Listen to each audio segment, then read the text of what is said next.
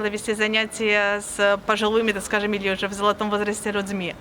Сначала, конечно же, был какой-то страх или, может, незнание этих людей. Но я вижу, что с каждым уроком, с каждым занятием они начали даже больше раскрепощаться. Знание польского языка, на удивление, очень хорошее. Многие, или кто-то раньше говорил уже по-польски, или старается подтянуть свои знания языка.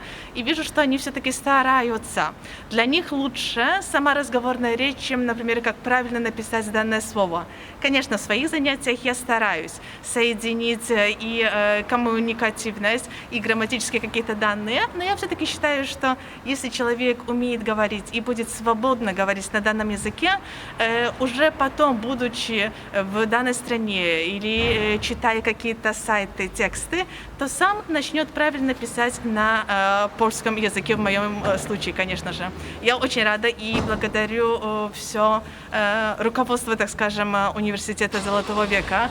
Для меня это, конечно же, шанс, чтобы и себя проявить, научиться от пожилых людей даже такого, знаете, подхода к жизни и подхода к языкам.